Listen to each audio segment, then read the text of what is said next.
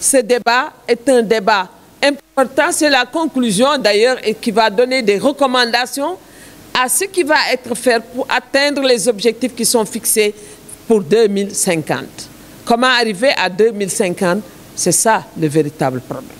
Et pour ce débat, nous avons M. Ibrahima Diallo, un grand militant des droits de l'homme, qui va faire la présentation avec un certain nombre d'intervenants, le professeur Omar Ndongo, professeur titulaire des universités en études américaines et littérature comparée à l'UQAD. Mais ce n'est pas sous cette casquette, parce que Ndongo est quelqu'un qui est impliqué dans la CEDEAO et surtout la société civile de la CEDEAO depuis très longtemps.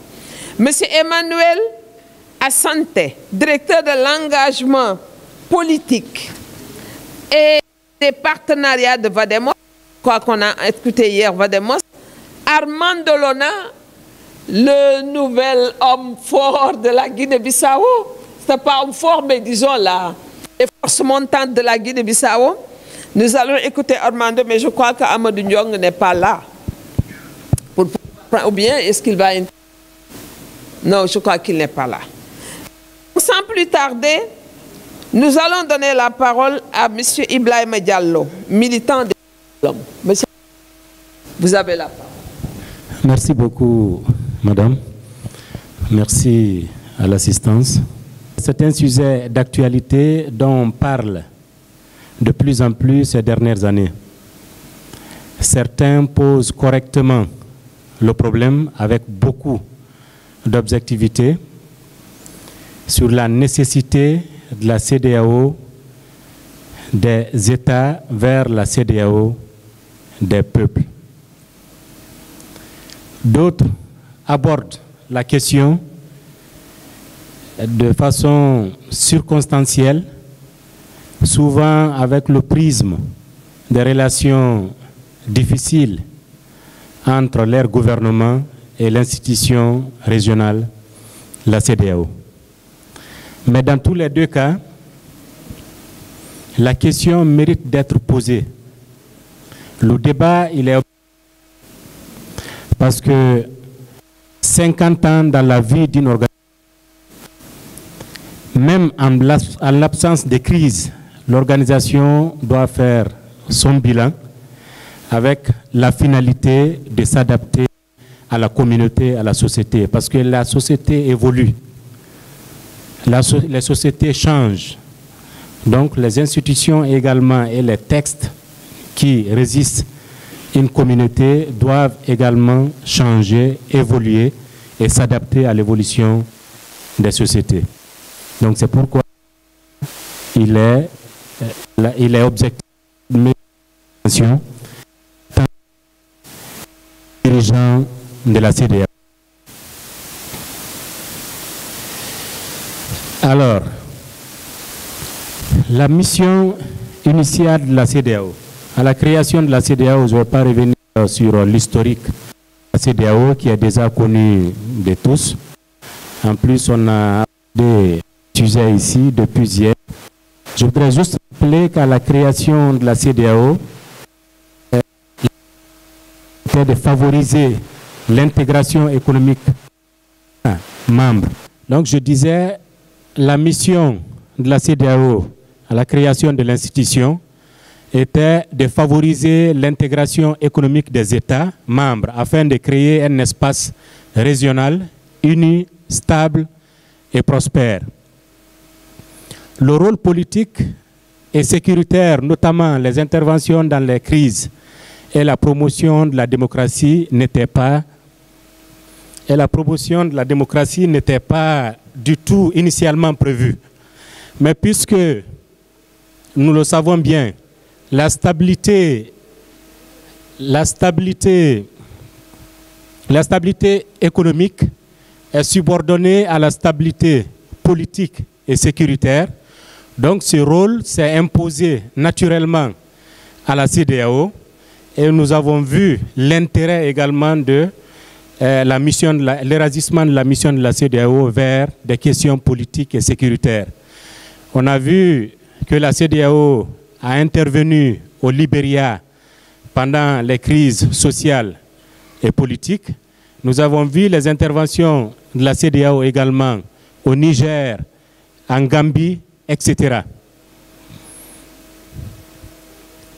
Mais le constat actuel de l'institution, après 50 ans d'existence, nous observons l'intégration dominée par les États. Si vous regardez les institutions, les organes de la CEDEAO, notamment la conférence des chefs d'État et de gouvernement, vous regardez le Parlement de la CEDEAO, vous regardez le Conseil des ministres de la CEDEAO, la Cour de justice de la CEDEAO, tous ces organes-là sont des organes étatiques parce que ce sont des personnels des États membres qui composent ces organes de la CEDEAO. Et ce qui crée un peu la fracture entre l'institution CEDEAO et les citoyens, parce que les citoyens voient la CEDEAO comme, ils regardent la CEDEAO comme étant un club des chefs d'État d'un côté et qui discutent, qui échangent entre eux et qui prennent des décisions. Parce que le regard même des chefs d'État vis-à-vis des citoyens, c'est que les citoyens sont des bénéficiaires, ils ne sont pas des acteurs de l'institution de la CEDEAO. Et les citoyens perçoivent la CEDEAO également comme étant juste un syndicat des chefs d'État qui discutent, qui prennent des sanctions, qui prennent des décisions pour imposer à la communauté. L'objectif de cette présentation est de mettre en lumière la nécessité de faire évoluer la CEDEAO des États vers la CEDEAO des peuples. Ensuite, formuler des recommandations, parce qu'en abordant ce sujet, je voudrais bien mettre un accent particulier sur les acquis de l'institution et en regardant l'avenir avec beaucoup d'optimisme. Parce que comme l'a dit quelqu'un hier, on ne peut pas jeter le bébé avec l'eau de bain.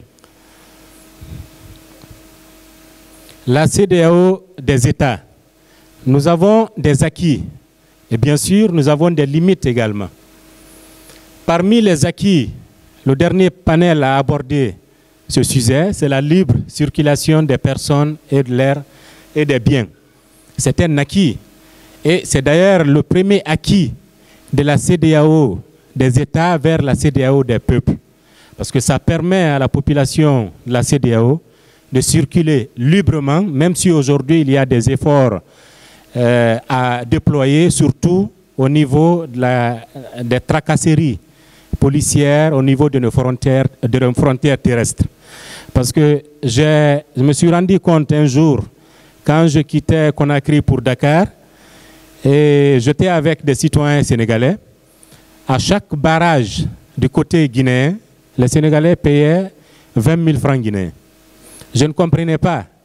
J'avais posé la question au chauffeur, mais pourquoi cela? Mais le chauffeur m'avait dit d'attendre un peu, qu'il va m'expliquer. Donc, quand on est venu à la frontière du Sénégal, sur le territoire du Sénégal, et à chaque barrage, moi aussi, je payais 2000 francs CFA. Donc, du coup, le chauffeur n'a pas eu besoin de m'expliquer. Déjà, j'ai compris pourquoi il m'a dit d'attendre, de ne pas se révolter, d'attendre, j'allais comprendre. Donc, j'ai compris automatiquement. Donc, il y a vraiment des efforts à mener à ce sujet pour faciliter la libre circulation des personnes et des biens. Ensuite, les acquis aussi, c'est la prévention et la gestion des crises. On a cité un exemple l'ECOMOG qui a permis quand même à créer une stabilité au Libéria.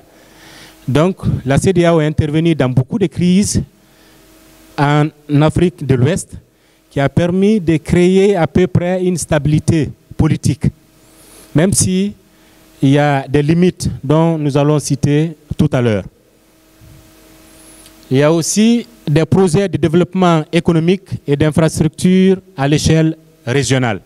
Ce sont des acquis. Si je vous donne un exemple, le corridor Abidjan-Lagos, le projet de corridor Abidjan-Lagos, qui va traverser 5 pays, la Côte d'Ivoire, le Ghana, le Bénin, le Togo et le Nigeria.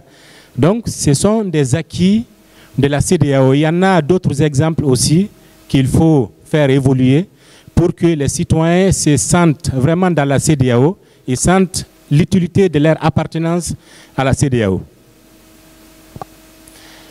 Nous allons parler également des limites, parce que s'il y a des acquis, il y a des limites. Et puisqu'on est en train de faire le bilan pour poser le débat et aider à parfaire ce qui ne marche pas, donc c'est important de citer également des limites. La faiblesse de l'appropriation par les citoyens de la CEDEAO. Donc c'est un problème aujourd'hui. Comme je l'ai cité tout à l'heure, les citoyens considèrent la CEDEAO comme étant juste un syndicat de chefs d'État. Parce que c'est conférence, décision, sanction. Et les chefs d'État également, on analyse dans leur attitude, dans leurs actions, qui perçoivent des citoyens de la CEDEAO comme étant des bénéficiaires, mais pas des acteurs de la CEDEAO. Ça, c'est une limite. Il y a aussi la dépendance financière. Aujourd'hui, en tant que citoyen de la CEDEAO, il est très difficile de comprendre que le siège de l'institution de la CEDEAO a été financé par la Chine. Ça, c'est très difficile de comprendre ça. Donc, ça n'encourage pas la crédibilité de l'institution. Ça n'encourage pas les citoyens d'avoir confiance à l'institution. Parce que si les 15 États membres n'arrivent pas à cotiser et à construire un siège digne de nom, ça pose un problème. Parce que l'indépendance, ça commence par là. Il y a aussi la réaction tardive ou controversée lors des crises.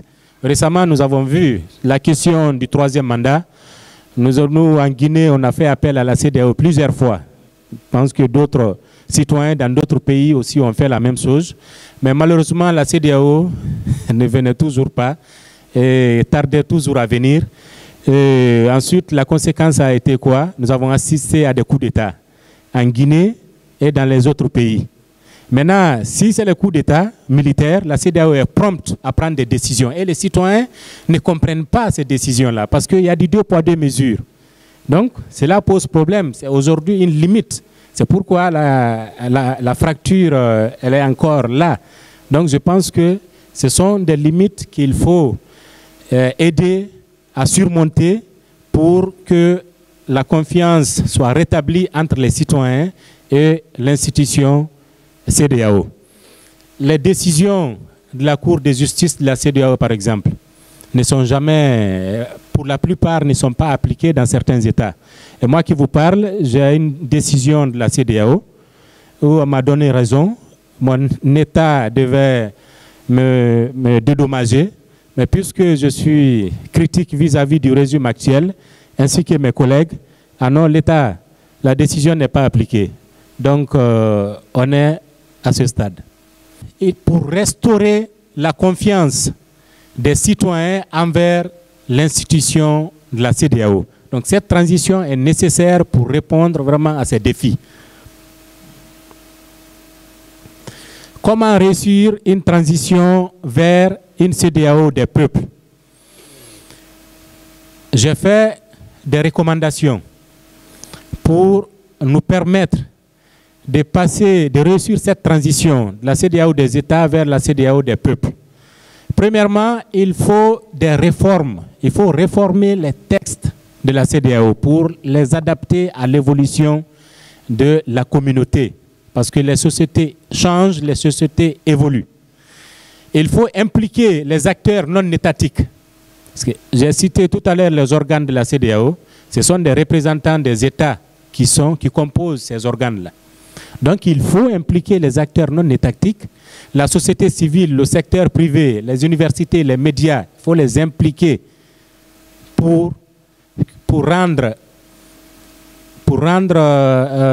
efficace l'exécution des décisions de la CEDEAO, mais aussi l'appropriation par les citoyens de l'institution CEDEAO. Il faut aussi ouvrir certaines instances de la CEDEAO à la participation des acteurs non étatiques, tels que la société civile. Nous avons un exemple, le Parlement de la CEDEAO, qui est censé représenter le peuple, la population de la CEDEAO, mais ce Parlement, malheureusement, n'a pas de pouvoir nécessaire pour pouvoir exercer un droit de regard sur les décisions prises par les conférences des chefs d'État. Il faut organiser aussi des campagnes d'information et de sensibilisation sur les acquis et les opportunités offertes par la CEDEAO. Parce qu'il y a une ignorance aujourd'hui sur les acquis de la CEDEAO et sur l'histoire de la CEDEAO. Donc avec la nouvelle génération, il faut vraiment organiser des campagnes d'information et de sensibilisation sur les acquis de la CEDEAO si nous voulons une CEDEAO d'avenir. Il faut également inscrire l'intégration régionale au cœur des contenus éducatifs destinés à la jeunesse. La jeunesse, c'est le présent et l'avenir. Si nous voulons une CEDEAO encore 50 ans encore, il faut vraiment commencer par là, éduquer les jeunes, les faire comprendre c'est quoi l'institution de la CEDEAO, quels sont ses acquis et comment l'intégration est importante dans le contexte de notre sous-région. C'est important parce qu'aujourd'hui, on est en train d'assister à un problème qui préoccupe, qui doit nous préoccuper. En Gambie, parce que les peuples de la CEDEAO sont en train de faire ce qu'on appelle un repli. En Gambie, on pose le problème des Sénégalais. Au Sénégal, on commence à poser le problème des Guinéens. En Guinée, dans les années 2000, on posait déjà le problème des Ivoiriens et des Libériens qui avaient fui la guerre pour trouver refuge en Guinée. Donc, il faut qu'on trouve une solution à ces problèmes-là. Sinon, dans les années à venir, la CEDEAO va se désintégrer. Ensuite, il faut promouvoir la bonne gouvernance et la bonne gouvernance et la démocratie dans les États membres. Et pour cela, il faut respecter les textes. Il faut respecter les textes. Si on assiste à des changements constitutionnels pour le troisième mandat, c'est un problème. Donc, et ce problème aujourd'hui pose un autre problème, c'est le déficit de légitimité des chefs d'État, de certains chefs d'État membres de la CEDEAO. Donc, ça pose problème parce que ça n'aide pas à l'application des décisions de la CEDEAO. Ça n'aide pas à créer la confiance entre les citoyens et la CEDEAO. Donc, pour finir, je crois que le choix aujourd'hui est très simple. Faire de la CEDEAO une organisation portée par des peuples ou assister à une désintégration silencieuse et progressive. Je vous remercie. Comment délimiter aujourd'hui le citoyen guinéen, le citoyen sénégalais, le citoyen bissau-guinéen, etc. Qu'est-ce qu'il faut? Ça, c'est le malien, etc. Ce qui fait que d'ailleurs dans la circulation tout à l'heure, on n'a pas évoqué la question des ressortissants des pays de l'AES. Je crois que cette question est réglée parce qu'on ne posera pas le problème de la circulation des personnes. Ça, c'est la première préoccupation. Peut-être que les collègues reviendront là-dessus. Je voudrais aussi insister sur le fait que si nous voulons aller vers l'intégration, justement, des peuples, c'est le rôle de la société civile. On ne peut pas y arriver si nous n'avons pas une société civile forte, capable de faire pression sur les États pour bousculer tous les obstacles. On avait le Oxfam, la FOSCAO. Aujourd'hui, il y a une certaine crise, une inertie. Est-ce qu'il faut, je vois qu'il y a Vademos, qu'est-ce qu'il faut faire pour que la société civile puisse prendre en compte toutes ces questions-là? C'est ce que fait Africa Jom Center est extrêmement important, mais il faut organiser les élites, les classes moyennes de la sous-région pour porter la question de l'intégration. Je termine sur un fait, avant de donner la parole. Les médias ne jouent pas leur rôle.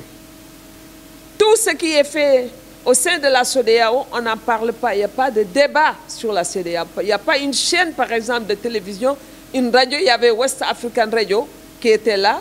Est-ce que West African Radio continue à faire le travail? Je crois qu'il nous faut en tout cas un média d'intégration pour prendre en charge ces questions et jouer un rôle décisif dans la formation et l'intégration des citoyens. Pourquoi il y a du travail, et c'est le travail le plus important aujourd'hui qui nous attend, Sans plus tarder, je vais donner la parole au professeur Omar Ndongo, justement pour intervenir. Vous avez au grand maximum 10 minutes. Voilà.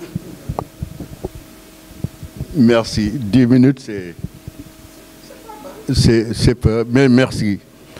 Je crois que l'idée de la CEDEAO des peuples, cette idée-là est présente dès les premières années de la création de la CEDEAO. Quand les pères fondateurs décident que le premier protocole, et le protocole important, c'est celui de la libre circulation des personnes et des biens, le droit de résidence et d'établissement, c'est un signal extrêmement fort. Et ce message-là, d'un signal fort, d'une région intégrée avec les peuples à l'avant, mais en 82, je crois que le message a été renouvelé pour demander aux États d'appliquer un minimum de ces éléments-là pour pouvoir constituer une communauté où les gens vont circuler librement. C'est vrai que, bon, on a eu la CEDEAO, donc la communauté économique des États, mais je crois que transformer des États, on peut facilement aller vers les peuples au lieu de CEDEAO, avoir CPAO. Je crois que c'est facile et peut-être même en anglais, ECOWAP aussi ne serait pas si difficile. Mais je crois qu'il y a eu deux verrous qui sont extrêmement importants qu'il faut considérer dès à présent. C'est la conférence des chefs d'État et de gouvernement, on en a beaucoup parlé, et surtout, et ça je crois que c'est important, l'idée que la commission de la CEDEAO ne sert qu'à la mise en œuvre, elle n'est pas le centre de décision, et le centre de décision, ce sont les États. Et je crois que c'est ce verrou-là qui a beaucoup freiné les initiatives, surtout la Cour de justice. Et ça a fait que les États ont gardé, en tout cas, ce leadership sur les décisions. Et je crois que c'est cela qui va poser problème. Il y a des dates qui sont importantes dans la marche vers la CEDEAO des États. 2007, c'est la transformation du secrétariat exécutif en commission. Et les commissions devaient maintenant conduire cette transformation de la CEDEAO vers maintenant la CEDEAO des peuples. En 2007, la CEDEAO a créé des commissions avec maintenant des attributions et avec une ferme volonté d'aller, en tout cas, vers la CEDEAO des peuples. Alors, il y a une vision qui avait été élaborée et on a appelé cette vision-là la vision 2020. Donc si aujourd'hui on parle de la CEDEAO des peuples, ça veut dire qu'il y a une première vision qui a raté et on est maintenant à la deuxième vision, la vision 2050. La vision 2020, on a développé cette vision avec beaucoup de programmes qui ont été développés, des politiques communes dans le domaine de l'eau, dans le domaine de l'environnement, dans le domaine de l'agriculture, dans le domaine des industries. Il y a énormément de réalisations de la CEDEAO dans ce domaine-là pour faire en sorte que les lois régionales correspondent aussi aux lois des ont marché allègrement. En 2020, ont marché vers la CEDEAO des États. Je crois que c'est intéressant comme sujet d'étude, surtout pour nos universitaires. Il faut voir qu'est-ce qui n'a pas marché pour qu'en 2020, qu'on se dise que cette CEDEAO des États n'aura pas lieu. Et qui pousse maintenant en 2021 de s'asseoir pour dire maintenant comment faire pour arriver à la CEDEAO des États. Donc en 2021, c'est la reprise de cette question-là pour dire nous avons raté 2020. Est-ce qu'il est possible maintenant d'aller vers 2050? Donc, quand on a raté 2050, en 2021, on a élaboré une nouvelle vision qui reposait sur 5 piliers importants. Le premier, c'est une région sécurisée et stable.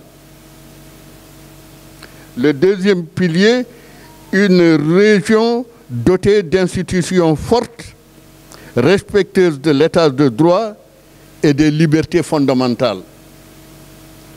Le troisième pilier, c'est une région mobilisée pour la transformation de ses ressources, privilégiant l'interconnectivité. Le quatrième pilier, c'est une communauté des peuples qui laisse une bonne place aux femmes, aux jeunes et aux enfants. Et la dernière, c'est l'inclusion sociale. Le dernier pilier, c'est l'inclusion sociale. Donc, la nouvelle vision qui doit nous amener vers la CEDEAO des peuples doit reposer sur ces principes. La vision 2050 dit d'abord, il ne faut pas lâcher les acquis de la première vision 2020. Donc il faut les revoir et il faut les capitaliser.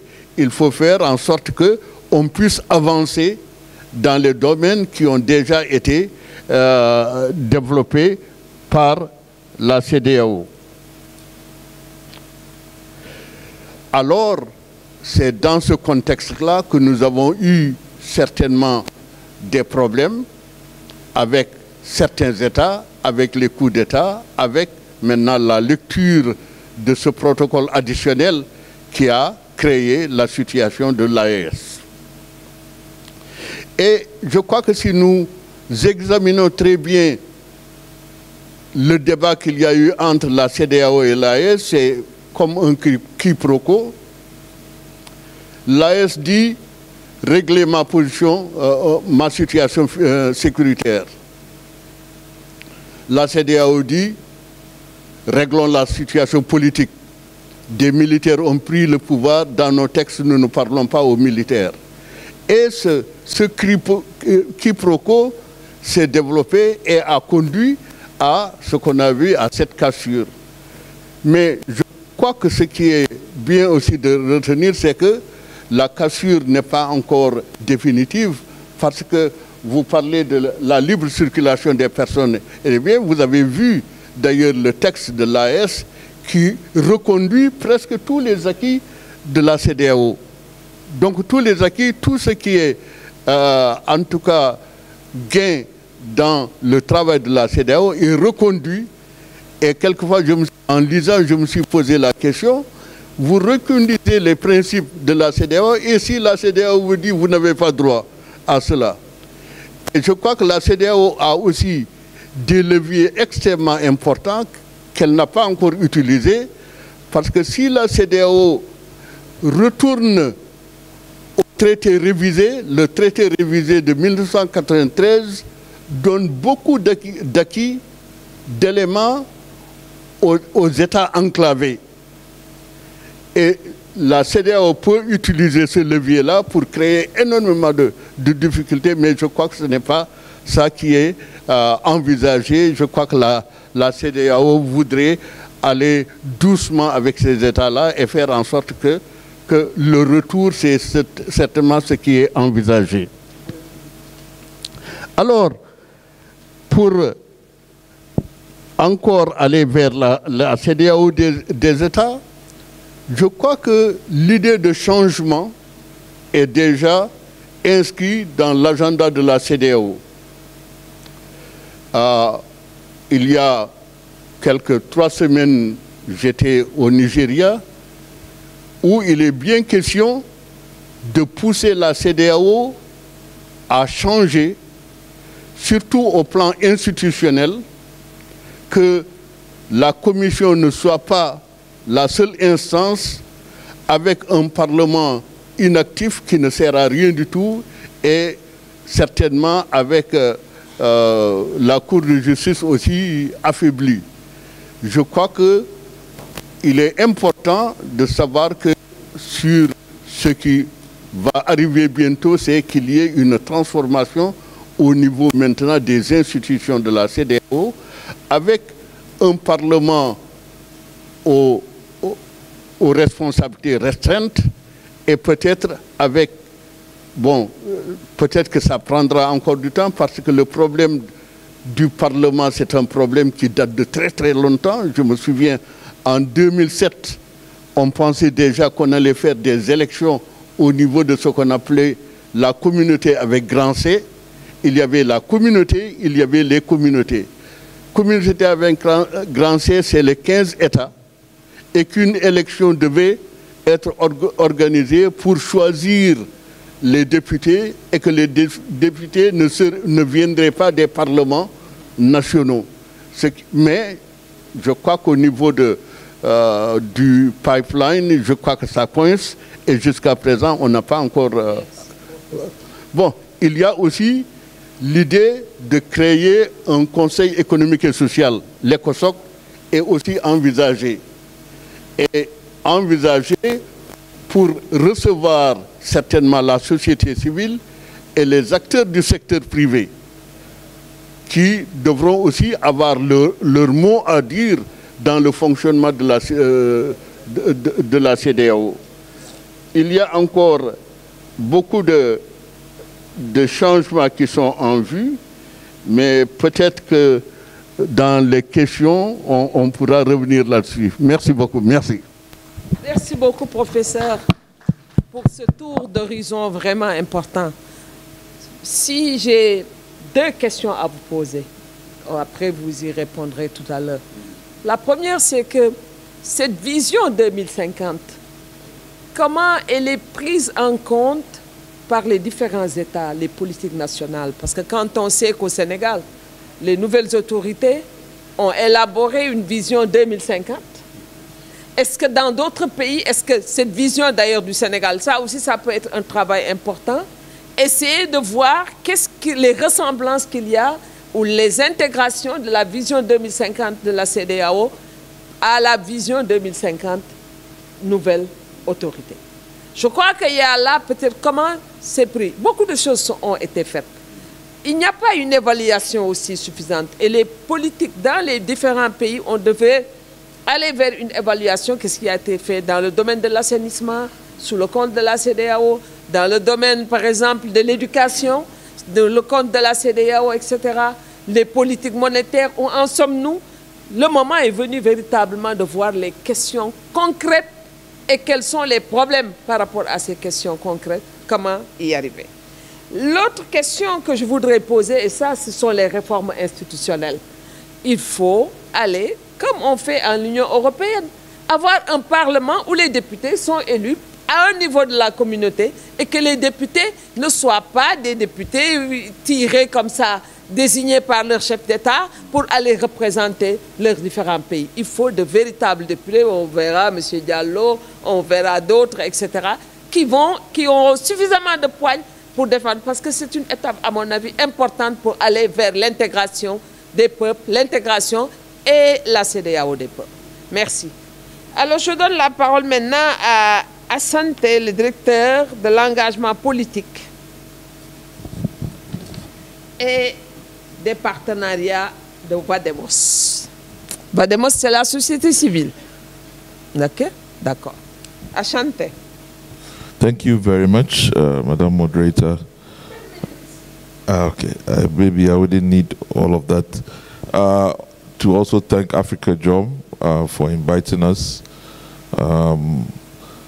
We've been, it's almost like a road show because we were in Accra last week discussing some of these ideas. And since yesterday, a lot of them have been put on the table. So I think we're already beginning to get the content for some of the concrete ideas we have to push forward. On how do we move from states to ECOWAS of the people, I think for me the starting point these ideas have already been pushed is to democratize ECOWAS. We almost have to go back to bring in the demo into ECOWAS, which is the people into ECOWAS. And it means we have to rearrange the institutions of ECOWAS and their powers. And of course, the main ones, the heads of states, parliament, the ECOWAS courts, where the citizens' platform and voice, and how we can make way for citizens to be able to influence the decision-making processes across these institutions. But more importantly, is how do you make ECOWAS institutions more legitimate, in the sense that they draw their powers and their actions from the people directly or indirectly. The main area where we need to do a lot of reform is the parliament.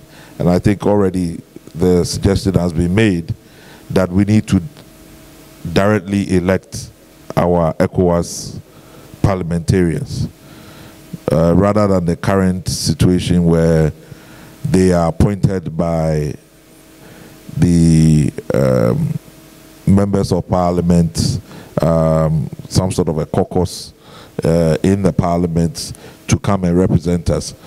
But last week, Professor Bashali made a proposal which I think we have to consider very seriously. We have to find a way to also reimagine the representation role of parliamentarians beyond the political parties. So if we are going to elect, I think we need to think about more progressive ways of elections, like proportional representation, where we can target particular groups like youth, like women, professional bodies, even get representation from traditional authorities, religious authorities, private sector, rather than just rely on the same traditional political party elections, first past the post type of elections.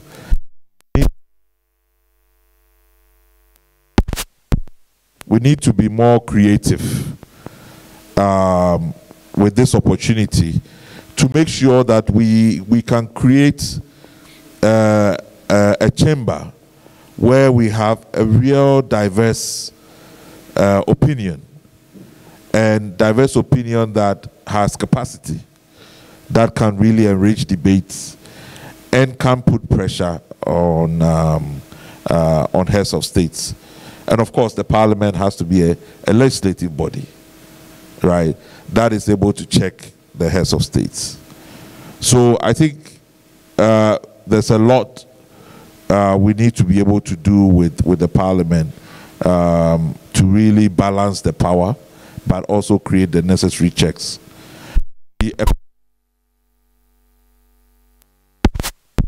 For ECOWAS, that work is already ongoing, and I'm sure many of you are involved in that. It's driven by ECOWAS, but I think we need to put more pressure to make sure that this can see the light of day as quickly as possible. This is the formal platform for civil society to input and shape and influence decision-making at ECOWAS. And it's been lacking for many, many years.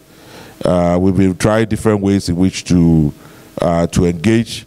So we just need to get this done as quickly as possible. Apart from the political organization, I think the issue that has been raised around security is important. And this is also reflected in the 2050 vision. But the security issue is an immediate one.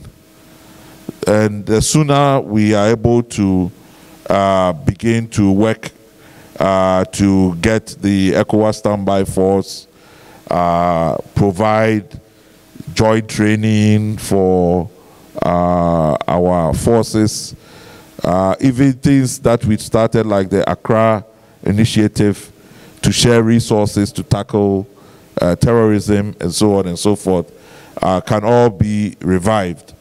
But this is an immediate need. We need to find a way to protect our citizens and also to secure our territories and our borders. The third one, I would say, is around trade facilitation, and the last session talked a bit about that. The issue, and last week, one of the resource persons mentioned it, that we were already West Africans before we became ECOWAS, in the sense that our citizens were trading among each other and moving across West Africa, and all we need to do is to enable them to do these activities even better and to do it with security. So there's a lot we can do around the partnerships, even with the AES withdrawal. How do we continue to engage? Because our citizens, even with all these challenges, are still going to bring onion from, I'm in Ghana, onions come from Niger. So with the withdrawal, the onions are still coming from Niger. How do you facilitate those things to make real meaning for people's lives, to tackle poverty, youth unemployment, and so on? And I'll say the last issue for me is that we need to harness our positive culture, our histories, our knowledge, to generate discourses and narratives, of our resilience, our hope, our unity, our solidarity, our justice, our excellence, our leadership, our citizenship, speaking truth to power, sovereignty, and independence. Because I feel that in our desperation, we are coddling dictatorships. We are looking for messiahs. And we know that at the bottom of it, it is fairness, justice, it's our human rights that will make us thrive. So those are the narratives that I think we have to mobilize to support this transition from states to peoples. Thank you very much. Merci beaucoup, Monsieur Asante. Je voudrais vraiment susciter la réflexion ou votre réaction par rapport à deux sujets. Le problème de l'émigration des jeunes. Est-ce qu'il est possible aujourd'hui d'avoir une politique commune au sein de la CEDEAO pour régler ce problème de l'immigration des jeunes et répondre justement à cette traversée, à ces problèmes à travers le Sahara jusqu'au Maghreb, etc. Est-ce que la CEDEAO peut prendre en charge cette question qui est extrêmement importante? La deuxième préoccupation, c'est par rapport à la diplomatie. De façon générale, la diplomatie africaine, de mon point de vue, est très faible, vu les enjeux sur le plan mondial. Est-ce que la CEDEAO, on peut donner pouvoir à la CEDEAO d'aller beaucoup plus loin en matière de diplomatie et de défendre les intérêts de la sous-région par rapport au reste du monde. Ça, c'est une question fondamentale. Quand on voit comment les citoyens africains sont traités dans différents pays du monde aujourd'hui, par exemple, je prends seulement l'exemple de ce qui se passe aux États-Unis, les travel ban désignés par le président Trump. Est-ce qu'il est possible d'avoir une réponse commune ou interpellation commune de la part de la CEDEAO pour donner plus de pouvoir, de force, de pouvoir à cela face à des États qui aujourd'hui respectent de moins en moins, si vous voulez, les intérêts des citoyens africains. Merci. Voilà mes deux questions par rapport à votre intéressante présentation. On termine par Orlando, un jeune ambitieux en politique qui se veut aujourd'hui une alternative en Guinée-Bissau. Alors nous vous donnons la parole, Orlando. 10 minutes. Voilà. Bonjour. Je voudrais avant tout remercier encore une fois Afrikajom, remercier notre doyenne Alioune. J'ai souligné que j'étais récemment à la réunion qui a été organisée, réunion préparatoire. Alioune nous a fait l'honneur, nous a invités. Donc, encore une fois, on est là. Je suis là en représentation aussi de tous les mouvements sociaux du territoire africain de la Guinée-Bissau. Ensuite, on a participé récemment aussi à une conférence avec Waxi à Dakar. Et on est sorti avec une proposition très claire de rendre possible les mouvements sociaux africains, en commençant par l'Afrique occidentale. Et nous y croyons, nous y travaillons et nous croyons que nous allons arriver. Et pour aussi dire à l'audience le rôle que ce grand homme a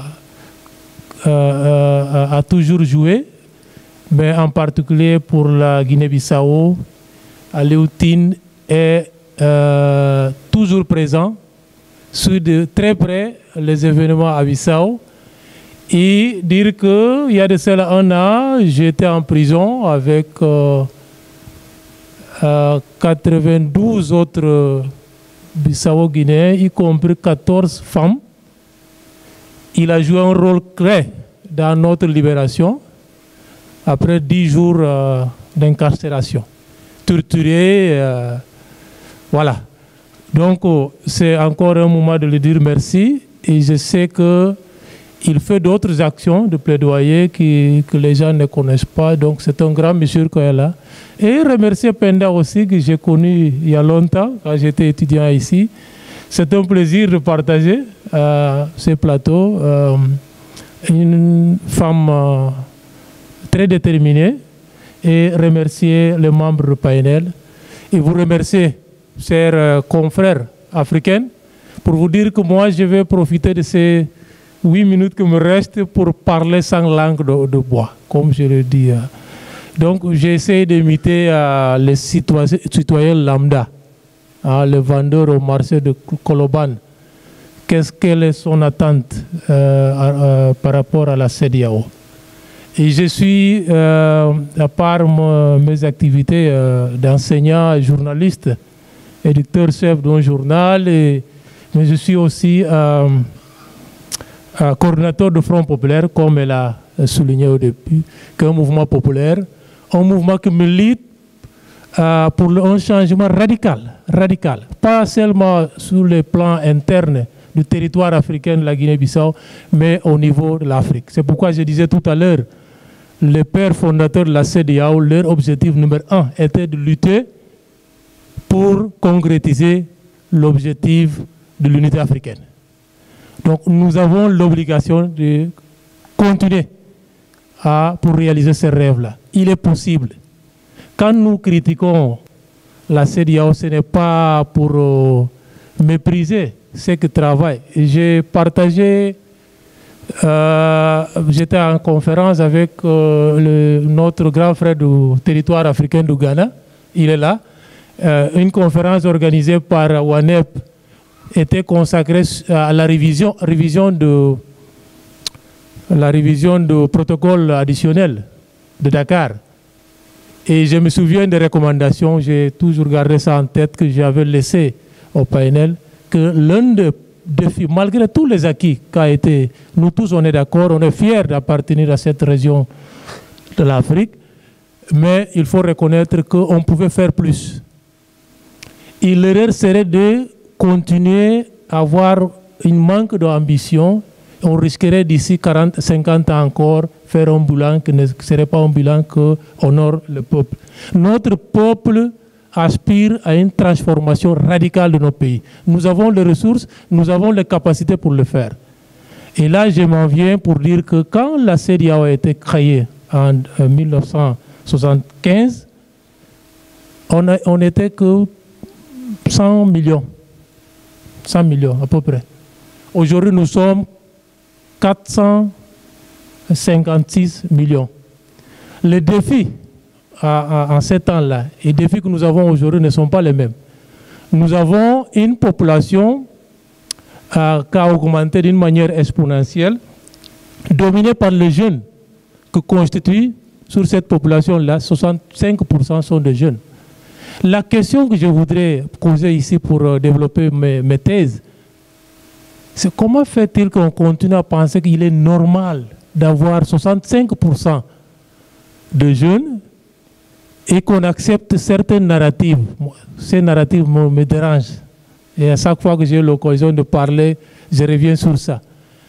Chaque fois qu'on parle de changer la CEDEAO, les réformes qu'il faut faire, on dit qu'il faut impliquer davantage les jeunes, il faut impliquer des femmes. Je pense que c'est des narratives très graves. Il faut abandonner ces narratives-là.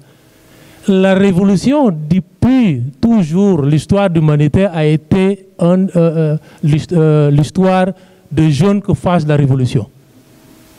Donc, mon message, c'est de dire aux jeunes, vous ne devrez pas être impliqués. C'est à vous de faire le changement. C'est à nous de faire le changement. Peut-être que j'ai dépassé un peu. Hein? Voilà.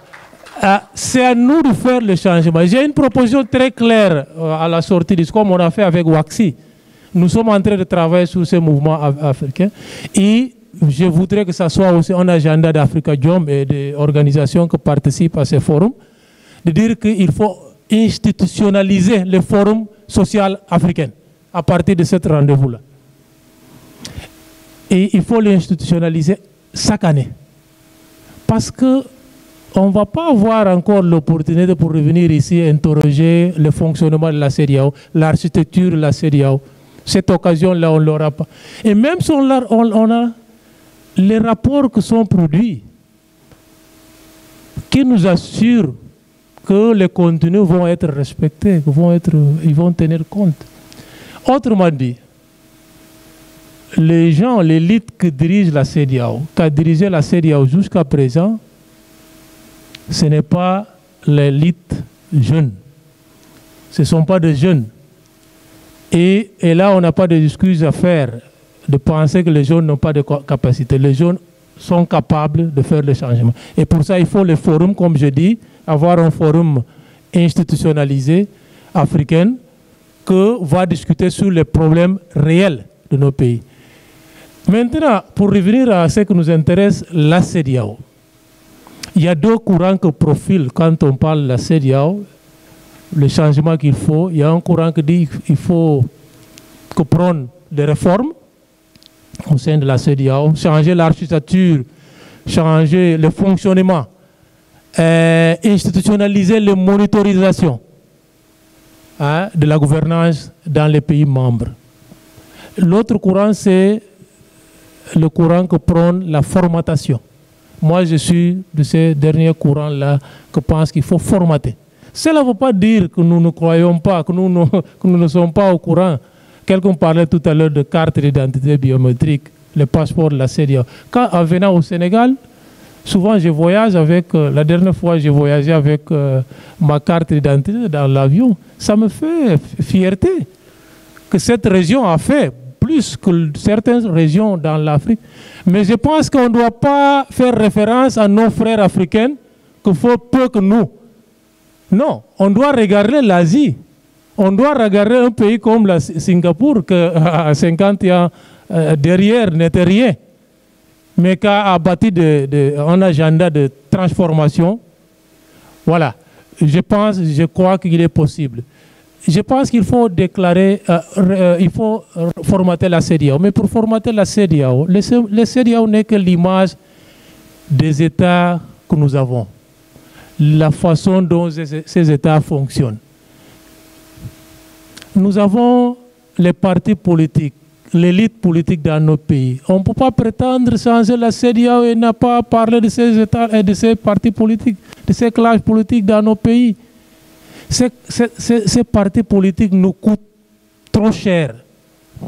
Ils consomment plus de moitié de nos budgets. Souvent, on n'a pas de l'argent pour construire des hôpitaux, pour construire des écoles.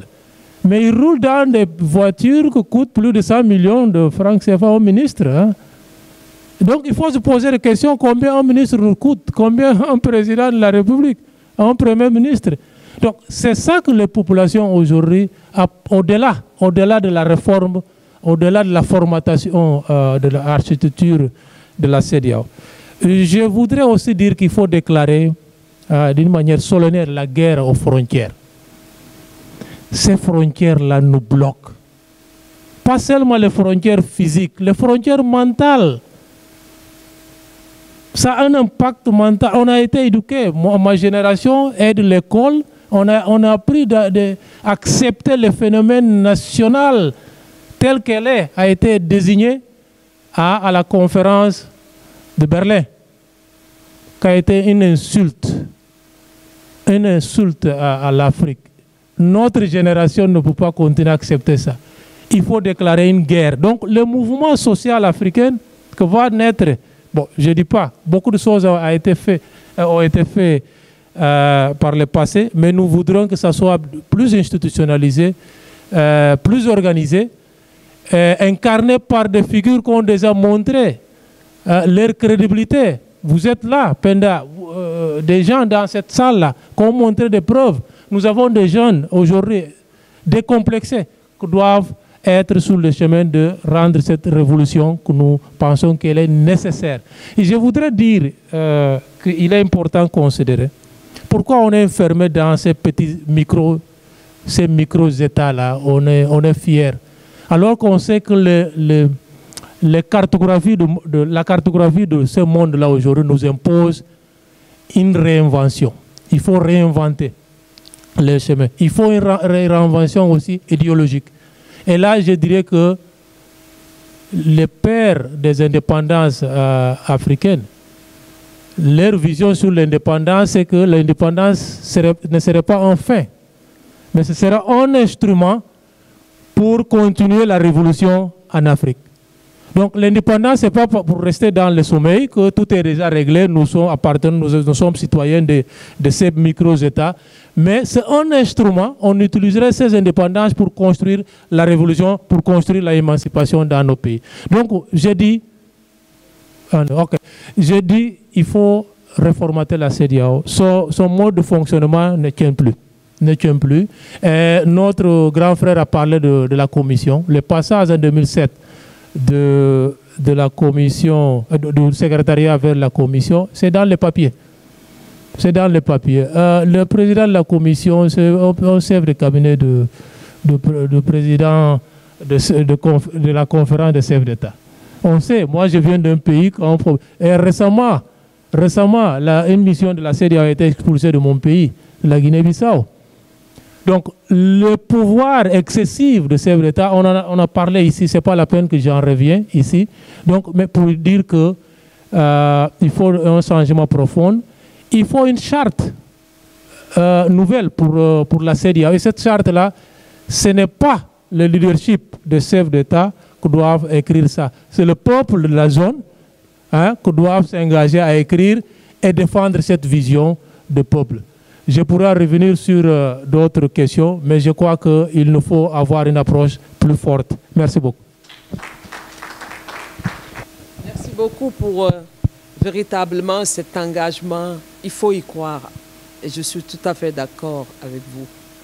J'ai lu quelque part ce matin que le président Omar Sissoko Embalo veut régler la crise entre Israël et, comment ça s'appelle, l'Iran. S'il a autant de capacités et de pouvoir, il faut d'abord qu'il l'utilise pour notre sous-région. Véritablement, je le vois avec les grands de ce monde, mais on a besoin de ça dans la sous-région. Je crois aussi, pour ce qui concerne la commission, peut-être professeur Ndongo pourra y revenir, je ne sais pas ce qui s'est passé, mais il y a des moments où on s'est retrouvé avec de très fortes personnalités à la tête de la commission qui ont fait avancer et bouger la CEDEAO. Je parle, justement, je pense à Chambas. Il a joué un rôle déterminant dans les transformations sur le plan institutionnel, l'intégration de nouvelles structures, etc. Et Chambas était là, il discutait il avait de l'influence auprès des chefs d'État et tout le monde le respectait. Mais au fur et à mesure que nous avançons, on voit que petit à petit, le président, celui qui dirige la commission, en tout cas, s'effacer complètement et devenir évanescent. Et ça, c'est un vrai problème. Même ceux qui sont issus de la société civile, en qui on avait placé beaucoup de confiance, par exemple sur la sécurité, le commissaire à la sécurité qui était ici avec nous. Mais après, une fois qu'ils sont à la tête de des structures, ils changent leur vision en tant que société civile. Ça aussi, s'ils sont là, allés là-bas, s'ils se sont fait remarquer en tant que société civile, il faut qu'on continue à porter les idéaux de la société civile, quelle que soit la situation. Je crois que ça aussi, c'est un autre problème. Et nous devons tous nous unir, nous battre pour que justement la CEDEAO dépasse cette situation, mais avec de fortes personnalités pour la porter. Ça, je pense que je suis tout à fait d'accord avec vous. Alors, nous avons 20 minutes de débat. Voilà, merci professeur. Je suis Traoré Ojo de la Côte d'Ivoire. Je me passionne pour ces deux panels, le 6e et le 7e, parce que moi-même, j'ai commencé à militer pour l'intégration africaine quand j'avais 35 ans. Aujourd'hui, j'en ai 60 ans. Pour dire combien de fois nous avons mené une lutte quand on a créé le club OUA, le club Union africaine, et puis bon, avec le frère Ndongo, le président Alioune Tine, combien de fois nous avons travaillé à mettre en œuvre cette vision. Alors, je voudrais d'abord féliciter tous les intervenants et revenir sur un certain nombre de défis. C'est un certain nombre de défis sur lesquels il faut qu'on prenne le temps de regarder. Premier défi, les tentatives de regroupement au niveau de la société civile. Au niveau de la société civile pour consolider la CEDEAO des citoyens. Je regarde le professeur Ndongo, je me dis qu'il faille faire le point avec Waxos. Où en est-on? Parce que la CEDEAO nous a donné une opportunité. On n'a pas su l'exploiter, ou du moins, on a été incapable. Oui, la société civile africaine, ouest africaine a été incapable. Parce que nous avions eu les moyens, nous avions eu l'appui institutionnel. Mais aujourd'hui, c'est terminé. Il n'en est plus, il n'en existe plus. Donc aujourd'hui, professeur Ndongo, prenons le temps d'évaluer un peu, de faire le point. Le professeur Mbo a dit, il faut évaluer. Je souhaite qu'on fasse cette première évaluation. Deuxième évaluation à faire, le plan communautaire de développement. Quand je regarde Ndongo, on était ensemble en 2007 au Nigeria, on a beaucoup travaillé sur la question. Le plan communautaire de développement, qui était un plan extrêmement intéressant pour nous. Mais où en sommes-nous? Nous nous sommes organisés, nous avions des chercheurs, nous avions des jeunes, nous avions les différents barreaux, nous avons des femmes, nous avons des entrepreneurs. Tous, on se retrouvait à Abuja et on construisait cette conscience communautaire au niveau de l'Afrique de l'Ouest. Mais aujourd'hui, je ne sais plus où ça se retrouve. Donc, il faut qu'on fasse, bien sûr, l'évaluation du plan communautaire de développement. Alors, je continue toujours de poser donc les questions d'évaluation. Et j'aborde la question liée, bien sûr, à l'écosoc. Le professeur Ndonga a parlé tout ça de l'écosoc de l'Union africaine. Oui, moi j'ai participé à la première assemblée générale de l'écosoc de l'Union africaine, où nous avons travaillé avec, paix à son âme, la ministre Wangari Maathai. Nous avons mis en place l'écosoc de l'Union africaine, qui a marché et aujourd'hui qui continue de marcher. Et en son temps, nous avons interpellé le WACSI et la RADO, parce que le président Alioune était à la RADO, comment on pouvait créer donc ce mouvement pour commencer déjà à réfléchir à l'écosoc de la CEDEAO. On ne l'a pas encore fait. Ce sont des projets qui sont en friche. Comment on peut relancer tout ça pour qu'ensemble, véritablement, on puisse continuer ce travail. Troisième proposition concrète, la mobilité des jeunes. Vous savez, nous, on a vécu une situation en 1994 qui était très intéressante. Qu'est-ce qu'on a fait? Nous avons quitté la Côte d'Ivoire en car et nous nous sommes retrouvés à Nouakchott lorsque la Mauritanie était donc dans la CEDEAO. Mais c'était important. À chaque frontière, nous nous arrêtons, nous plantons des arbres, nous décidons de faire disparaître les frontières héritées de la colonisation. C'est ça. Donc aujourd'hui, ce sont des projets qu'on pourrait reprendre pour aider les jeunes, pour mettre en place cette conscience communautaire, pour leur dire que tu sois ivoirien, de l'Afrique ivoirienne, ou ailleurs, ou sénégalais, ou malien, nous sommes avant tout ouest-africains. Donc il y a des projets à faire, il y a beaucoup de choses à faire, et je souhaite que durant donc cette rencontre importante que nous avons, nous puissions prendre donc ces projets qui sont en friche, et voir comment, c'est vrai qu'aujourd'hui, avec le professeur Luntini qui reste un combattant qui va reprendre toutes ces idées-là, on peut se mettre autour et voir comment continuer. Et je pense qu'aujourd'hui, on peut le faire. Donc voici un peu quelques idées extrêmement importantes que je voudrais partager ici avec nous. Voilà. Donc voilà un peu ce que je voudrais dire. J'ai compris un peu, vous revenez sur l'architecture de l'Union africaine, de la CEDEAO. Laissez l'architecture de la CEDEAO. Ça n'a pas marché. On a beaucoup de choses à dire. Mais le peu qui est là aujourd'hui, là, reprenons les initiatives qui sont là, mais la société civile qu'elle s'organise. Les chercheurs qui s'organisent. Voilà un peu le défi. Donc vraiment, notre ami donc, de la Guinée-Bissau, soyons un peu indulgents, laissons ce qui a été fait, reprenons l'initiative, travaillons avec la société civile pour voir ce qu'on peut faire. Je suis sûr que dans 30 ans, nous aurons cette intégration africaine. C'est sûr qu'on ne sera plus là, mais nous, les plus jeunes, pourront continuer le... Ah oui, oui, mais professeur, si vous avez 60 ans, et si on vous ajoute 40 ans, vous voyez un peu, vous êtes centenaire, ce n'est pas évident. C'est pourquoi je parle, c'est un défi que je lance aux jeunes. Travaillons maintenant pour avoir cette CEDEAO extrêmement importante. Merci. J'ai été long, je m'excuse, parce que je suis très passionné sur la question et il est important de partager les bonnes pratiques avec les jeunes. Merci. Thank you all the presenters. Very interesting, and the formation is like practitioners. So I know all of you. But my questions, which the moderator asked, those are very diplomatic and technical questions. But however, I've just discussed with my brother Mbaye here about the issue of leadership. It's on both levels. You are there. 2000, when I came with Chambers, as she mentioned, we normally allow the civil society.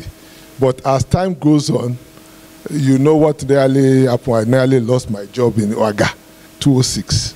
Yeah, but nevertheless, the problem of the issue of leadership has been that it's unfortunate that even our president here, Faye, came at the right time. He could have been a person to put legitimacy, power, and authority because he came through the right way. But unfortunately, he came at the tail end when strong personalities that are actually, they might have their fault, like Isufu of Niger just left, Buhari of Nigeria left, and Nana Akufo-Addo is also leaving, or left, or sorry, and one of the big guys, if he didn't change, he's supposed to leave this time around, October.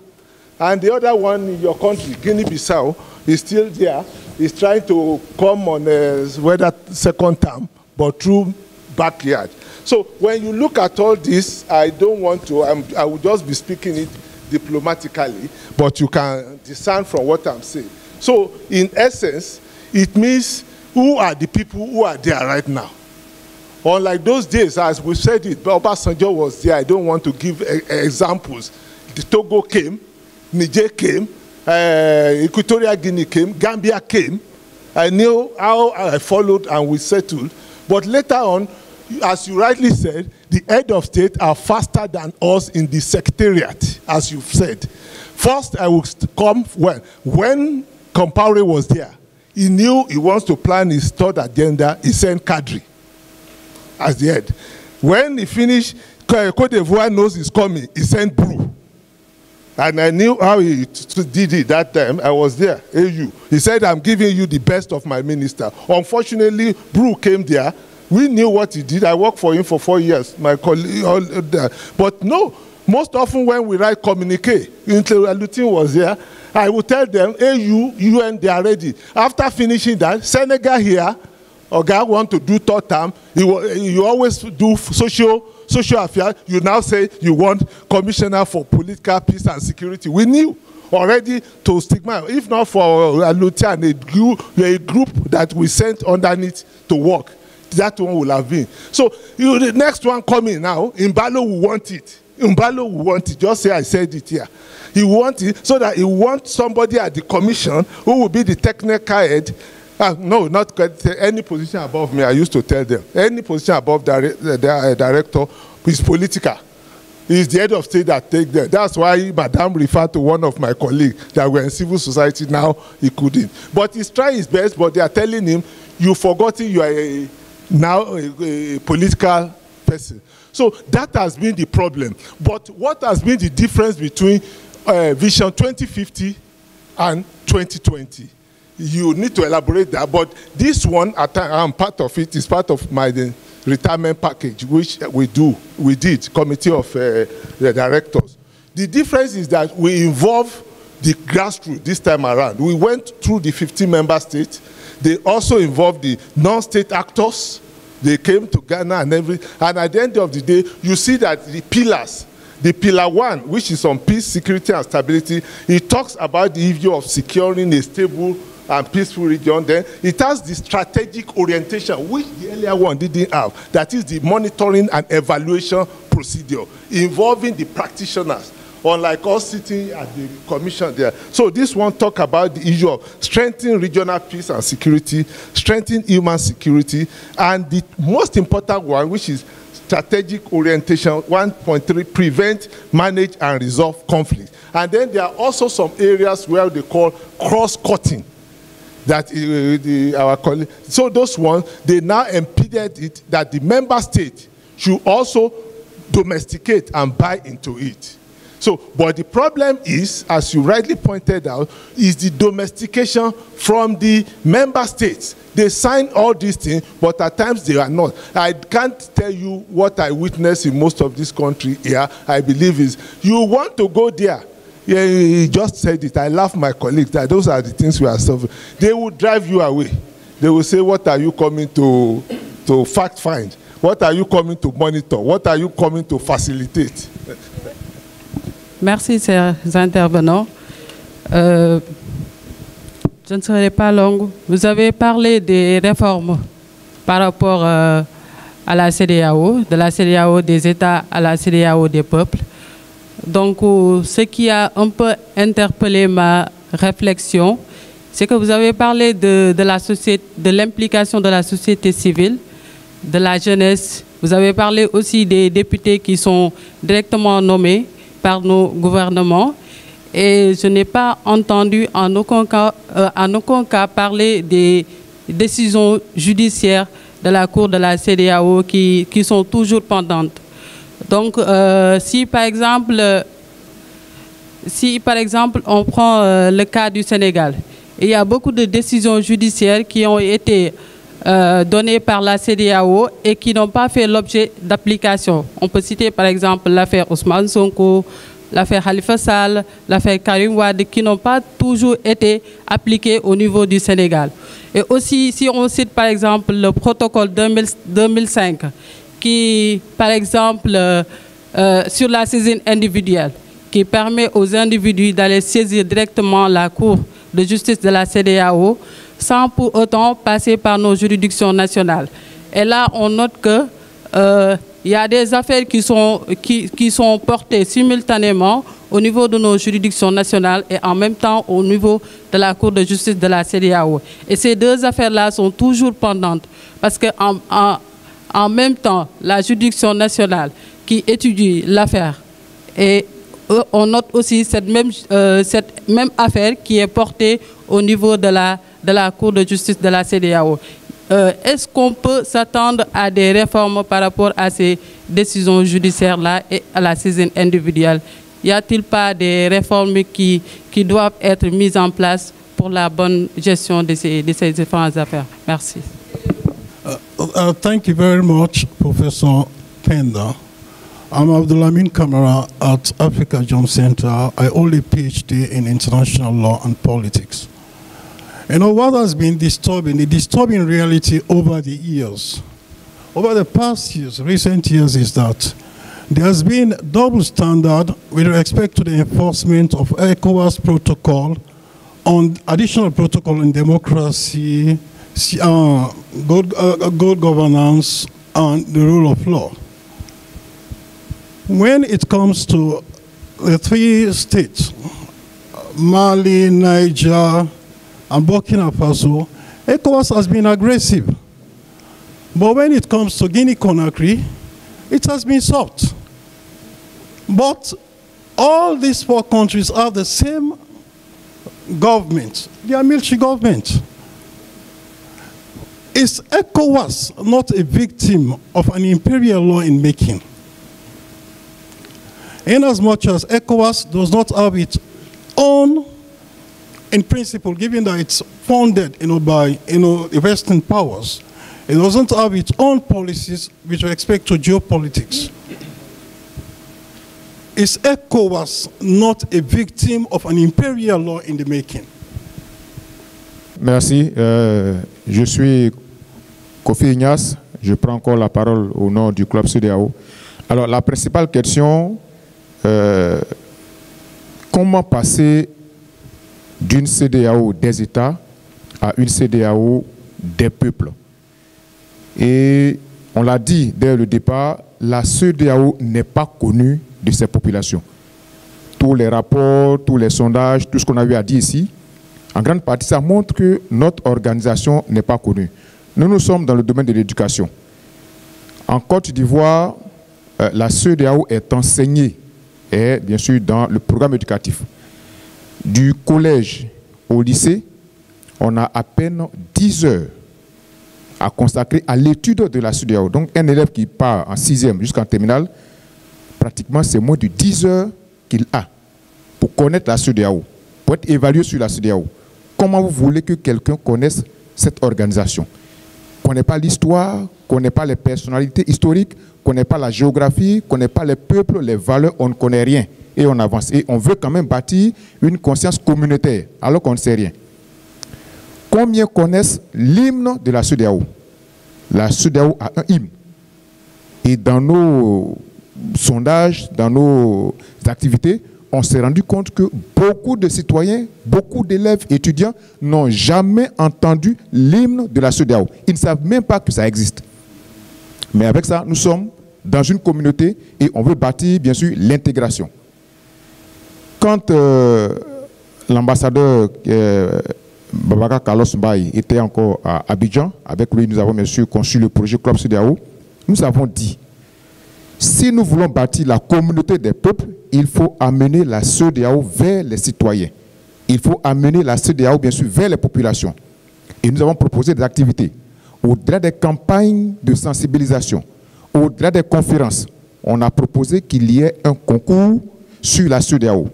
Et le prix, c'est le prix Aboubakar Diaby Ouattara, c'est son excellence même qui a proposé le prix, le nom, en hommage au premier secrétaire exécutif de la CEDEAO. Nous avons organisé ce concours on a demandé aux élèves, aux étudiants, bien sûr, de venir et de connaître leur espace. Donc, les épreuves portaient sur la CEDEAO, les peuples, les valeurs, et donc il fallait connaître, bien sûr, toutes les valeurs, les populations, les peuples, l'histoire des autres communautés, des autres pays. Et ça a permis aux élèves et aux étudiants de mieux connaître, bien sûr, l'espace CEDEAO.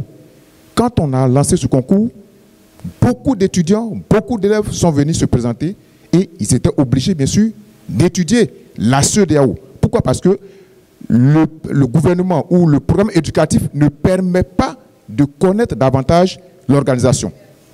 Et ça a été fait. Quand on a lancé ce concours, on a dit à son Excellence, permettez que les étudiants puissent avoir des prix, des ordinateurs, avoir des prix, des bourses de financement. Et quand ça a été fait, c'est même quand un étudiant reçoit un ordinateur de la part de la CEDEAO, mais sa vision change. Ils ont été les ambassadeurs même de la CEDEAO. Ils ont commencé à défendre la CEDEAO. C'est pourquoi nous demandons qu'il y ait réellement un appui sur le projet Club CEDEAO, parce que nous sommes et nous croyons que c'est le seul projet qui peut amener bien sûr, à la CEDEAO à faire sa promotion et à connaître bien sûr l'espace. Merci. Merci. Bonsoir à toutes et à tous. C'est Mamadou Diouf, vice-président du club CEDEAO UGB. On remercie par mon nom personnel et au nom du club CEDEAO UGB le doyen Alentine et l'ensemble des intervenants. Le thème de ce soir, c'est de la CEDEAO des États à la CEDEAO des peuples. Et on parle de réforme. Et là, je pense que la première réforme devrait être la réforme donc, de la dénomination ou bien de l'appellation même de la CEDEAO. Parce qu'on dit la CEDEAO, la communauté économique des États de l'Afrique de l'Ouest.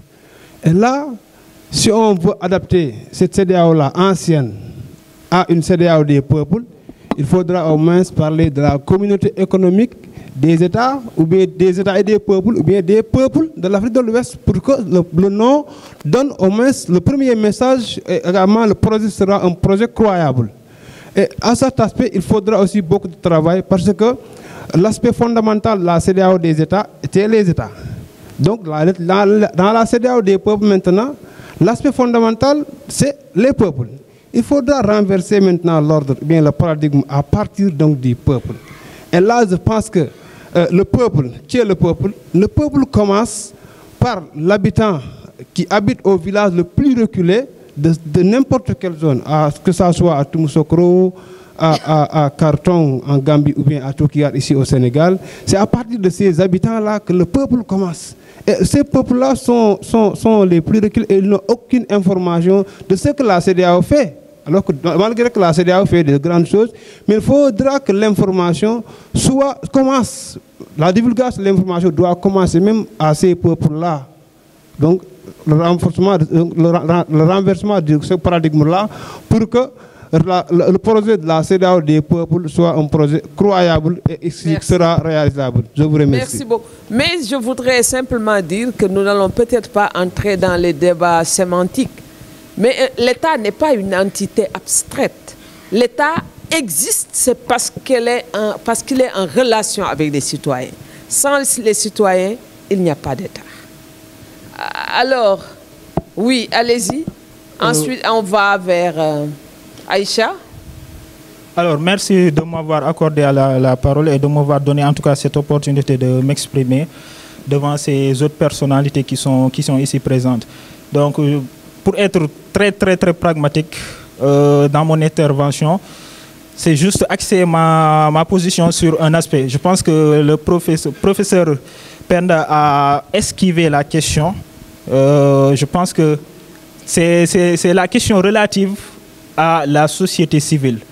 Donc, on ne peut pas parler d'une CEDEAO des peuples sans pour autant avoir une bonne société civile, une forte société civile. Et ce qu'on a constaté de la société civile, qui parle de société civile, parle de la jeunesse, et en tout cas de plusieurs représentations. Donc, par cela, si la société civile, ce qu'on a constaté, c'est qu'elle est une société civile qui est cooptée, parfois même neutralisée par les pouvoirs publics. Et si on ne pense pas, en tout cas, à, en tout cas, mettre en place une bonne société civile. Je pense qu'il y a quelqu'un qui l'a souligné, institutionnaliser cela. Je pense qu'on risque en tout cas d'échouer sur ce projet de la CEDEAO des peuples. Je vous remercie. Merci beaucoup. Aïcha. Et vous, ça va être le dernier intervenant. Ouais. Ok. Moi, ça va être rapide. C'est juste une annonce. Au-delà de la plateforme que Cheikh a présentée hier, nous sommes en train de travailler sur un chatbot sur la CEDEAO destiné aussi bien à la société civile qu'aux populations. On aurait bien voulu montrer la version finale ici, mais malheureusement, elle est en version bêta. Donc, on va mettre le lien dans le rapport final. Et si vous avez des ressources et autres, s'il vous plaît, veuillez les partager avec nous pour que ça soit aussi performant que possible. Merci. Merci. Dernier intervenant. Je suis Baou Diallo, étudiant en gestion de projet. Alors, je vais rejoindre les représentants de la CEDEAO. Actuellement,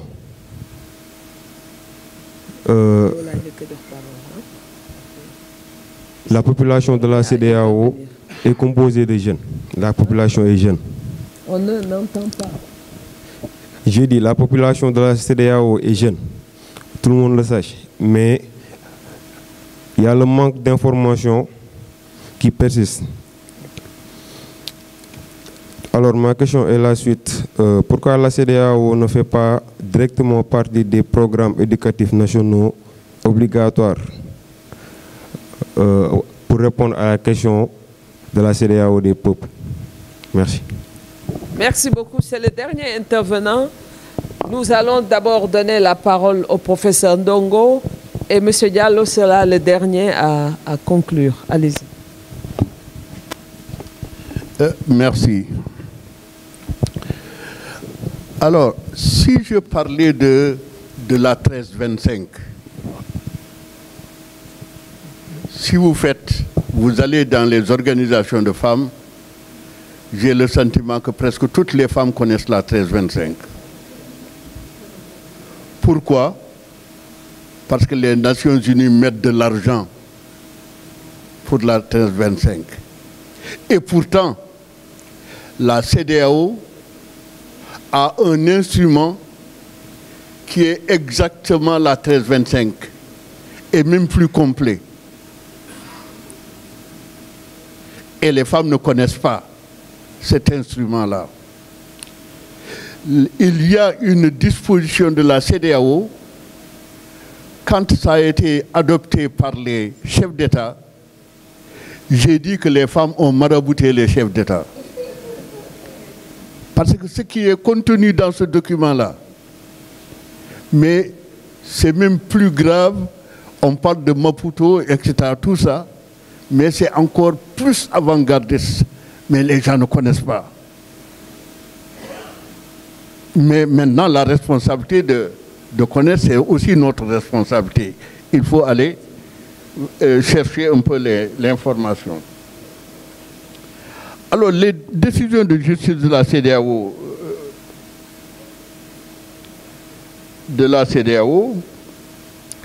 vous savez, certaines décisions de justice, même si elles ne sont pas suivies d'effet, il y a tout simplement un effet. Moi, j'ai compris, quand j'ai travaillé un peu dans le système de la CEDEAO, quand on dit tel État, il y a un coup d'État, l'État ne siège pas. Le simple fait de venir tirer le siège de cet État-là est une sanction, est très visible. Vous ne pouvez pas comprendre combien ça a un impact sur l'État. Il y a eu des situations, j'ai vu le président Abdoulaye Wade. Si vous dites au président Abdoulaye Wade, vous ne pouvez pas prendre part à telle réunion, mais c'est une sanction extrême. Et il faut faire très attention. Nous avons une fois fait le classement des États où on perçoit le plus les trucs de corruption. On a fait un tableau. Et Burkina en tête, etc. Sénégal, Mali, en bas. On n'a fait qu'afficher. Le lendemain, Abdoulaye Wade a demandé à son premier ministre d'aller au Mali. Les premiers ministres se sont réunis et on a enlevé tout ce qu'il y avait comme poste de contrôle au niveau du corridor Dakar-Bamako. Il y a beaucoup de sanctions comme celle-là, mais qui ne sont pas certainement, vous n'êtes pas informés, mais des choses qui se passent. Donc il faut faire très attention. Une bonne nouvelle aussi pour la CEDEAO, le Nigeria est maintenant à jour de ses cotisations. C'est important. On était ensemble quand on a déclaré que l'argent du Nigeria, pourquoi? La CEDEAO vit d'un budget qui vient des prélèvements communautaires. Les taxes que nous payons avec la douane, 0,5 de chaque produit va à la CEDEAO. Ça fonctionnait normalement jusqu'au moment où les États ont commencé à court-circuiter, à prendre l'argent et à garder et à ne pas reverser. Et ça s'est passé. Effectivement, le géant Nigeria a fait. C'est des sommes extrêmement importantes. Et finalement, si Nigeria donne les sommes qui avaient été gardées, bon, c'est aussi le début. Maintenant, les autres, ils vont également donner. Et ça fait aussi une manne très importante pour la CEDEAO. Bon, vous avez dit, quelqu'un a dit que quelquefois la CEDEAO peut être dure avec un État et peut-être même ne pas voir ce qui se passe avec un autre État. Je crois que souvent on fait un très mauvais procès à la CEDEAO. La CEDEAO estime que les États ont également des mécanismes d'arrêter certains processus et que la CEDEAO ne doit pas aussi venir s'immiscer dans les problèmes internes des États d'une certaine manière. Et c'est pour cela que l'intervention de la CEDEAO est souvent très subtile. 2021-2024, ici au niveau du Sénégal, personnellement, j'ai fait venir la CEDEAO 2 fois. J'ai écrit pour dire, si vous ne venez pas dans les prochaines heures, le Sénégal va brûler. Ils sont venus, ils n'ont rien fait, le Sénégal n'a pas brûlé. Ils sont repartis.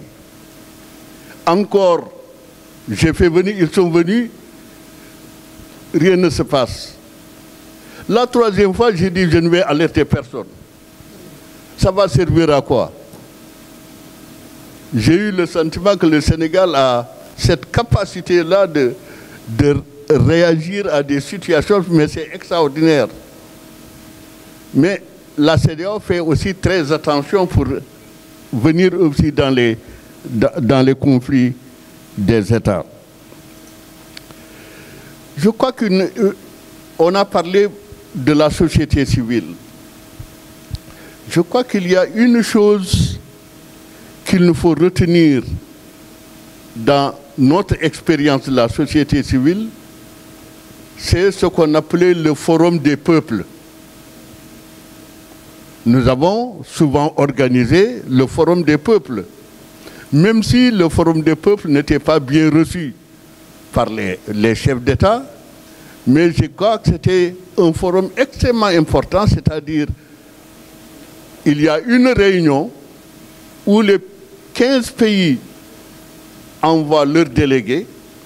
Les délégués viennent nous dire les problèmes qu'il y a dans les États et nous faisons la compilation de ces problèmes-là et nous les portons à la connaissance des chefs d'État. Bon, maintenant, vous n'allez pas me dire comment ça se passe, cette rencontre-là. Et je crois que l'ambassadeur est là. Il a vu souvent les situations où les gens ont pensé que je devais être enfermé. En premier d'ailleurs le Sénégal. Le Sénégal a été le premier pays pour fustiger des déclarations en disant que, bon, que c'était des déclarations inappropriées. À l'exception du Libéria, qui était le seul pays qui pouvait écouter les déclarations de la société civile. Mais ces déclarations, ce n'étaient pas mes déclarations, c'était tous les délégués qui venaient et qui disaient exactement ce qui se passait dans les États, et on prenait le temps aussi de vérifier pour ne pas porter à la connaissance des chefs d'État n'importe quoi. Mais je me souviens, la dernière fois, j'ai pris la parole pour 7 minutes. Ça a entraîné 3 heures de débat. Et surtout nos collègues qui ont été société civile et qui se retrouvent dans les gouvernements. Les critiques les plus dures, je les ai reçues des gens qui ont été société civile. Dans les gouvernements ou dans les commissions, la commission? Non, dans les gouvernements, parce que c'était les États qui étaient là. Dans les gouvernements, non, les Zainab Bangoura, etc. Zainab Bangoura a dit, pourquoi vous invitez la société civile pour venir nous insulter? Alors que c'était... Donc c'est dire tout simplement que c'est très difficile. Bon, alors je pense que il y a quand même ce forum-là est important. Peut-être que nous avons mis un peu en berne le forum des peuples, tout simplement parce que si vous comprenez le processus de prise de décision au niveau de la CEDEAO, alors vous pouvez impacter sur le processus sans pour autant aller dans des échanges houleux avec les gouvernements. Parce que pour prendre une décision au niveau de la commission, vous avez le consultant, il travaille, mais le document est porté à la société civile. La société civile donne aussi son avis. Ça va vers les États, mais la difficulté qu'on a, c'est les États, les experts des États ne veulent pas voir la société civile. C'est aussi un problème. Merci. Merci, mais il faut qu'ils s'habituent parce que la société civile prend de plus en plus d'importance, de l'ampleur, et absolument partout. Partout. Pourtant, une chose que je vais dire ici, quand il y a eu tous les problèmes liés au stade, les femmes guinéennes qui sont venues à Dakar, on a tenu une grande réunion là-bas à Pullman.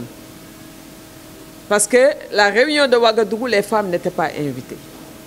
Mais c'est à cause, et le ministre des Affaires étrangères de la France nous disait que c'est parce qu'à cause de cette réunion des femmes que les chefs d'État avaient pris la décision véritablement d'enlever du pouvoir Moussa Dadis Camara. Et ça, c'est la société civile féminine guinéenne qui est arrivée à ces résultats-là.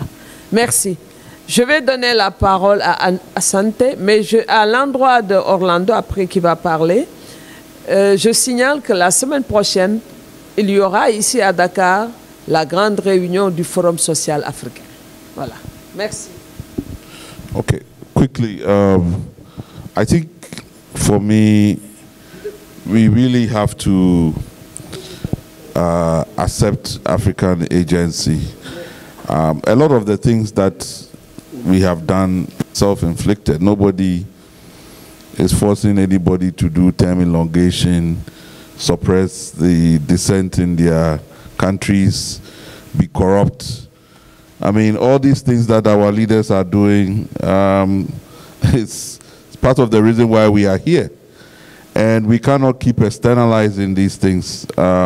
Yes, we know there's the geopolitics. We know the hand of various states who have their own agenda. But when our countries decide to allow these things, what is the end game? It's not for the benefit of the people, it's for themselves. So I think we have to hold our leaders accountable. That is the starting point. The second point is that if the leaders are not prepared to lead, which seems to be the case currently, then the citizens must lead their leaders. Because it's as simple as that. If they fail, we are the ones that are going to bear the brunt of insecurity, of chaos, of poverty, of hunger, you know, and we cannot just be watching the disaster coming and saying that, well, we are waiting for our leaders to change. We need to find ways to insist that certain things be done. And I think people have said, you know, we need to be brave, we need to speak truth to power, we need to mobilize, we need to organize, because it's for our future, it's the future of our children, and so on. Thank you. Merci, merci. Je pense que tout a été dit. Juste pour réitérer ce que je disais tout à l'heure, reformater la CEDEAO, mais aussi reformater nos États, depuis l'imaginaire jusqu'à la pratique. Enseigner l'histoire, les humanités africaines, attaquer les causes profondes de ce conformisme à travers d'une nouvelle conscience historique. Notre ami de Côte d'Ivoire l'a bien dit, mais ça c'est possible avec une autre génération au pouvoir. Et ça, je profite, je n'avais pas le temps de le dire. On nous a aussi enseigné que le pouvoir est conquis par les partis politiques. Ce n'est pas vrai aussi. Il faut se mobiliser en tant que majorité. Les mouvements sociaux se mobiliser, prendre le pouvoir. Gestion de pouvoir responsable. Il faut changer radicalement la gestion de pouvoir. Et ça, éduquer nos citoyens à être plus responsables. Et je pense que c'est à ça là qu'on va créer les conditions pour le changement au niveau sous-régional. Au niveau sous-régional, pas communauté telle que nous avons, je suis d'accord avec mon ami. Ça ne va pas être une communauté. Une communauté ne peut pas gouverner des États. Il faut changer ça carrément. Nous devons séminer vers un gouvernement au niveau de l'Afrique de l'Ouest. Pour ça, il y a des préalables. Il faut commencer le changement au niveau interne. Il faut faire alliance avec les paysans. Et c'est bien, merci Penda pour l'information. Nous n'inventerons rien. Nous allons suivre cette dynamique qui existe déjà au niveau de ces forums-là, donner plus de dynamique, provoquer de dynamique, les paysans, les classes de travailleurs, mais aussi les intellectuels. Les intellectuels, il n'y a pas de conflit entre l'académie et le militantisme. Merci. Donc, nous refusons cette neutralité épistémologique. Il faut casser ça. Merci beaucoup. Merci beaucoup. Moi, je voudrais dire que je suis optimiste parce que le simple fait de poser le débat aujourd'hui sur la CEDEAO des peuples est un début de résultat. Donc, je félicite Alioune pour ce leadership. Je suis optimiste aussi parce que nous assistons de plus en plus à l'avènement d'une opinion publique exigeante. Et ça, c'est un résultat aussi. Parce que dans un passé récent, la parole, les débats publics étaient monopolisés par des élites à un certain niveau. Et les moyens de transmission étaient la presse écrite et audiovisuelle. Mais aujourd'hui, avec l'avènement des réseaux sociaux, un paysan qui se trouve dans un village reculé a un droit de regard sur les débats d'intérêt public, sur ce qui se passe dans son pays et ce qui se passe dans la sous-région. Donc il faut être optimiste. Aujourd'hui, si nous sommes convaincus ici qu'il faut une CEDEAO des peuples, mais il faudrait qu'on puisse élargir ce débat au niveau des citoyens à la base, parce qu'ils sont majoritaires. C'est eux qui doivent se sentir concernés et doivent se sentir concernés et prendre cela en considération. Les chefs d'État aussi ne sont pas tous réfractaires vis-à-vis de la société civile. Nous sommes l'exemple en 2021 à travers bien sûr l'accompagnement de Chambas dont vous avez fait allusion ici. Donc nous avons rencontré en tant que responsable de la société civile guinéenne, nous avons rencontré au moins 7 chefs d'État de la sous-région.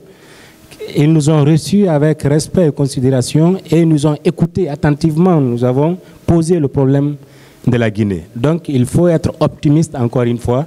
Et merci à Alioune Tine. Je voudrais être rassuré par Alioune Tine que ce débat aura une suite et que les recommandations de ce forum ne vont pas rester dans le terroir. Il faudrait qu'il y ait une suite et avec l'accompagnement et l'exigence de l'opinion publique ouest-africaine, je pense qu'on pourra atteindre l'objectif de CEDEAO d'État. Le CEDEAO des peuples. Merci beaucoup.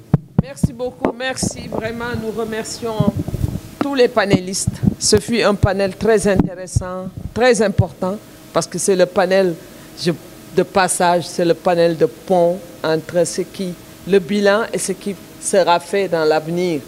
Je crois que c'est extrêmement important et tout ce qui a été dit. Moi, je suis très optimiste par rapport à la CEDEAO parce qu'il y a énormément il y a une évolution positive malgré les obstacles et de ces crises, je suis convaincu que nous bâtirons une organisation de grande valeur et de grande dimension.